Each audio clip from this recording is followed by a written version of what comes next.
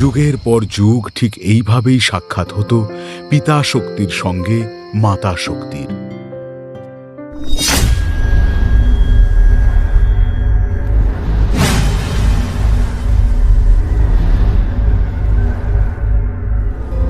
যুগ কেটে যায়, সতী কিশোরী জীবনে পা ফেলে।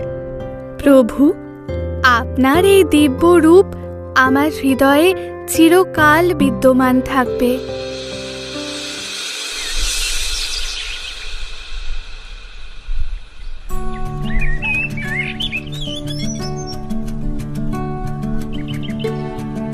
সত্যি, এই আকন্দ ফুলের মালা তুমি কার জন্য গাঁথছো?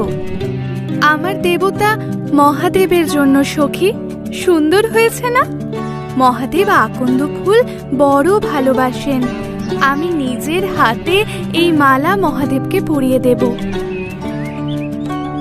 কিন্তু সত্যি, এখানে তো মহাদেবের কোনো মূর্তিই নেই। তুমি কিভাবে এই মালা মহাদেবকে পরাবে? মহাদেবকে মালা পরানোর জন্য আমার কোনো মূর্তির প্রয়োজন হয় না সখী।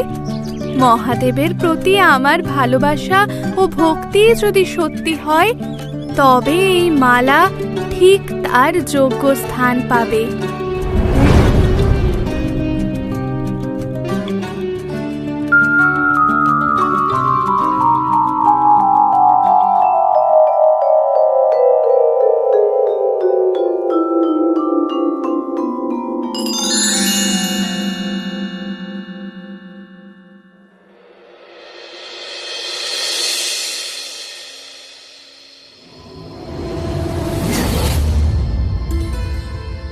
রাজকুমারী সতী,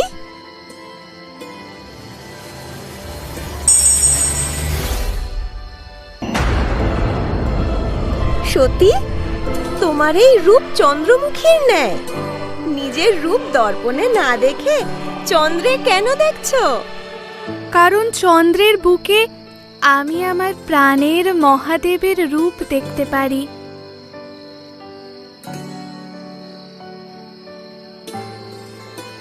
প্রাণের মহাদেব? সতী, তুমি কি মহাদেবের প্রেমে পড়েছো? প্রেম? উনি তো আমারই অঙ্গ। আমার হৃদয়ের প্রতিটা হৃদস্পন্দনে উনিই তো জড়িয়ে আছেন। তাই সব স্থানে আমি শুধু ওনারই দর্শন পাই। একবার ভেবে দেখো রাজকুমারী, কোথায় তুমি দক্ষরাজ প্রজাপতির রাজকন্যা, আর কোথায় সে একজন বৈরাগী? তোমার সাথে কি তার তুলনা হয়? হ্যাঁ সখী, ঠিকই বলেছ। আমার সাথে তার কিসের তুলনা? সে সূর্য, আমি মাত্র এক গ্রহ।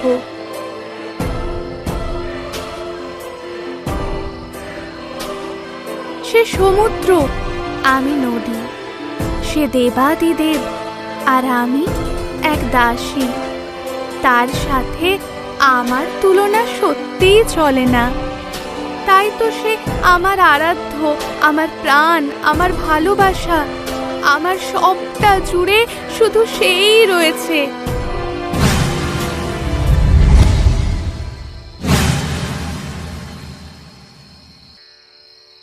কাল মহাশিবরাত্রি। আমি নিজের হাতে তার মূর্তি তৈরি করব। আমার মহাদেবের চাঁদের মতো রূপ দেখতে তোমরা সবাই এসো কিন্তু।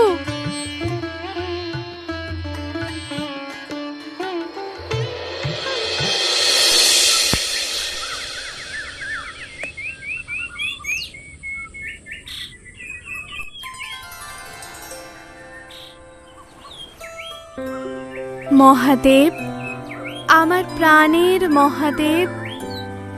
আর এইভাবেই মহাদেবের ইচ্ছে মতোই মাতা শক্তির উৎস সতী মাতার জন্ম হয়।